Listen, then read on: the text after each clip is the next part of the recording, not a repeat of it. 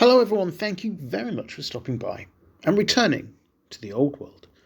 Today we're looking forward, way into the future that is 2025. Why? Well, just for a little bit of fun, we're having a bit of a think around what might be in the Empire of Man Arcane Journal.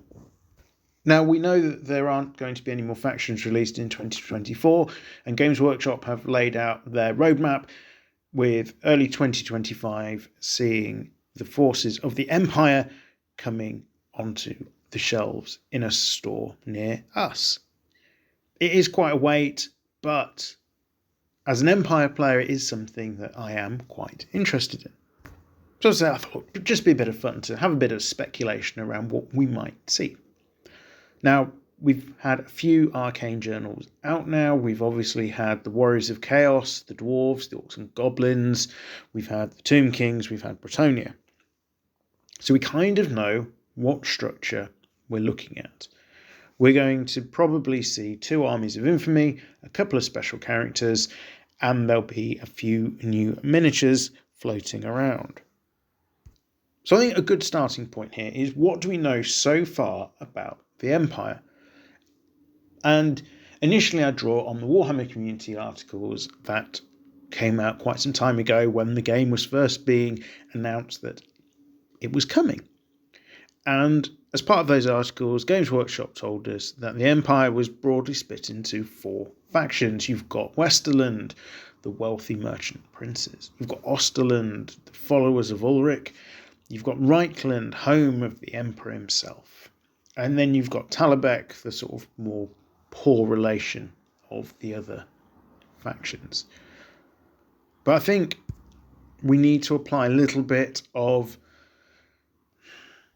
hesitancy, I suppose is the best word, when we're looking to rely on these Warhammer community articles. Why? Because so much seems to have changed since those articles were written in the early days.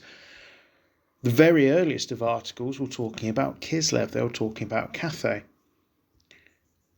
And we've heard nothing since then. It seems very much that maybe these articles were either a tie-in to what was going on with Warhammer 3, or the idea around what was going to happen with Warhammer the Old World has changed significantly. Either way, I think we have to be a little bit careful. Had you asked me at the time what would have been in an Arcane Journal, knowing that we've got a grand army composition, I would have said, well, there'll probably be 3 different variants of an Empire list added into this to cover each of those 4 factions. That would very much break the mould of 2 armies of infamy per Arcane Journal. So unless they do go down that route, I think we're very much, for stating the obvious, there's going to be 2 armies. I think the 2 armies is most likely. So what have we got so far? We've got the Grand Army composition out of the forces of Fantasy Book. And the way we've, I think, seen it played most effectively on the tabletop is pretty much leaning towards a gun line. Lots of cannons, a steam tank, volley guns seem very popular. And then core will either be missile troops, maybe knights have been reasonably popular. But it seems to be more down the shooting element that we're seeing the Empire developing in the current, albeit fairly flat, meta. So bearing that in mind, I think the Arcane Journal Armies of Infamy will want the army to play in a really different way.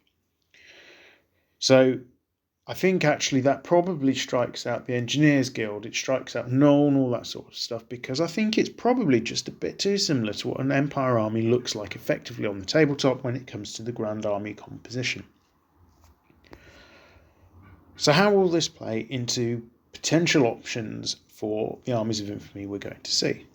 Well, my first guess, and this is, I hasten to add, purely guess, I have no additional knowledge to any other regular punter when it comes to these things. I think we'll see an Army of Infamy that maybe looks at either some kind of knightly order or the Emperor's bodyguard. And I see this being really the answer to the Heralds of Darkness force, the really elite mounted element of the Empire.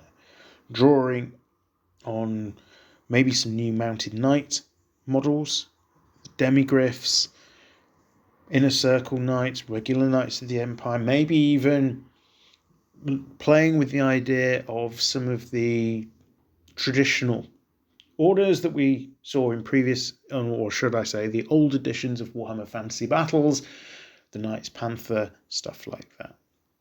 And it would be a good opportunity as well to think about some of the long gone forces of the Empire. And with this, I'm really thinking about the Reiksguard Knights on foot. When Games Workshop announced they were doing Bretonnian Knights of the Realm on foot, I did talk about, wasn't so sure on this idea. It's an Empire thing. They have the Reiksguard Knights on foot. Now, they've obviously already got the Greatsword option floating around when it comes to the Empire, but a heavily armoured anvil unit on foot, heavy armour, maybe even plate armour and a shield, along with a hand weapon, could really be a different option being made available, and it allows Games Workshop to dive into those old sculpts.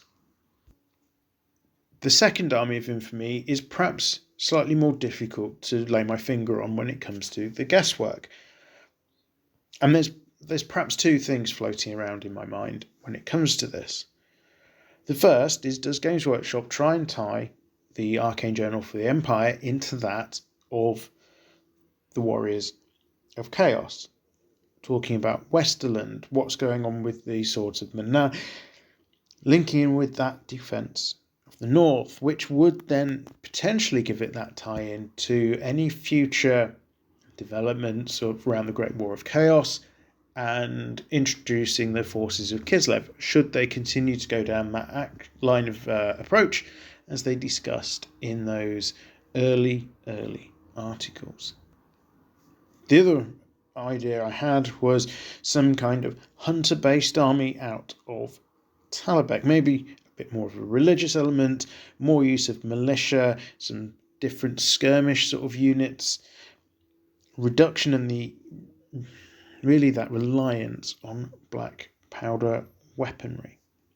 So more of a massed ranks of light and medium infantry as opposed to artillery and firearms supported by knights. And definitely not having steam tanks floating around. I have to admit, I find that idea quite an interesting one. I think it could be quite cool to go down that sort of approach. So purely on that basis is perhaps what I'm leaning into, hoping for more than something out of Westerland.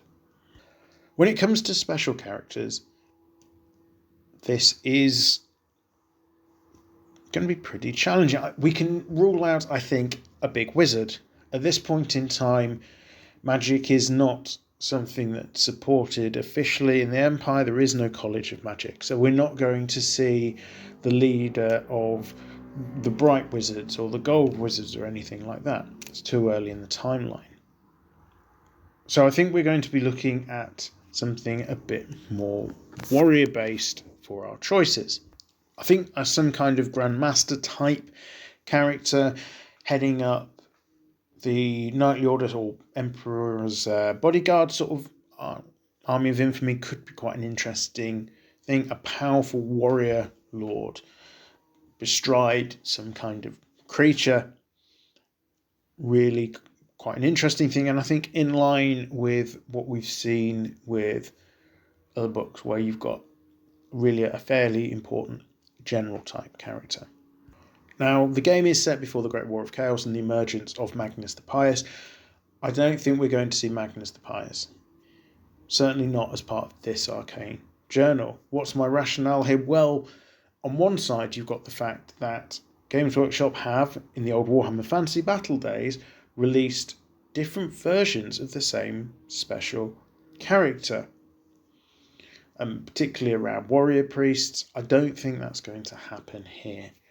And I think if Games Workshop, once they've got all the core factions out, go on to look at expanding and moving the narrative forward towards the Great War of Chaos, that's the point in time we will see Magnus the Pious emerging. But I do think the special character number 2, I don't think it's going to be a Lord level. I think it's going to be a hero level character. And I do think it might well be some kind of warrior priest. We're not seeing a lot of warrior priests being used. I don't think that they currently add an awful lot of value to armies based on the grand composition force. So a hero level warrior priest that just adds some value and a twist on the way an army might play or a unit might play would be quite an interesting diversion, I think.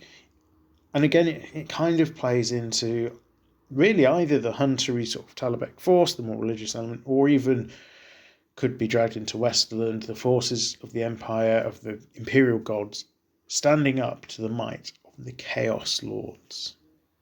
So yeah, I think they would probably be my two picks there. I think we're going to see a named Grandmaster type person or leader of the Imperial Bodyguard, and we'll see some kind of warrior priest at the hero level. When it comes to other things we normally see in arcane journals, we normally see a couple of new units being introduced. Maybe another knightly element, albeit that risks crossing over a bit too much with Bretonia. Maybe we'll see a new type of infantry, a new type of skirmisher coming into play.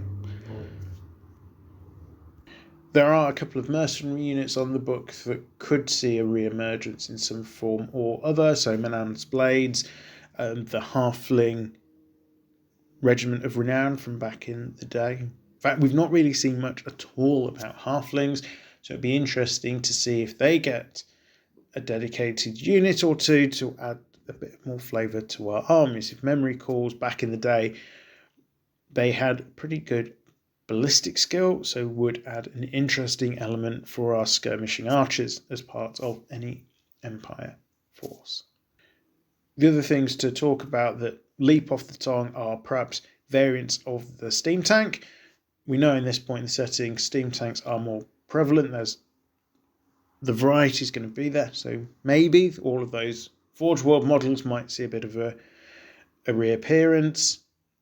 Not entirely sold on the idea, but it's possible because those models may well still be lying around and available, at least the molds for them. And then there is the Venerable War Wagon. I kind of can't really see a place for this. Maybe. I don't know how this would necessarily fit in with the current way the Empire operates. It would have an absolute barrel load of special rules because of all the weird and wacky weaponry that was associated with it. So I'm not particularly sold on this. The last thing to talk about from this perspective, I think also, is the Imperial Dragon. So the Empire has historically had access to dragons. It doesn't currently have that. There was one in the Imperial Zoo, which belonged to the Emperor. But again, looking back over old editions, there was possibilities for Empire characters to have access to dragons. Now, I know dragons are really powerful, they're really popular, they're an iconic fantasy image. But I can't see the Empire getting access to dragons. I think that would be an unnecessary proliferation of dragons.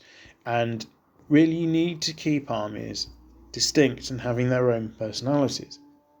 And if everyone is running around with a hero on a dragon or dragon-like creature, be it your Chaos Lord on a Chaos Dragon, your Undead Dragons, your Wyvern for the Orcs and Goblins, I think it makes the armies too similar because they're all going to be based around this flying character concept. The Bretonians obviously currently being the king of that, with their Duke on Royal Pegasus with all of the killing blow that you could possibly shake a stick at. So there we have it, my initial thoughts around what we may or may not see when it comes to the Arcane Journal. Do I say any of this is likely to be reliable? Absolutely not, just a bit of fun. But do let me know down in the comments below, what do you think we're going to see and why? I really look forward to seeing what you guys come up with. And then we can perhaps compare notes next year to see what is actually in the book. All that remains for me to say is thank you very much for stopping by. I hope you enjoyed this video, a bit of speculation, light-hearted as it is.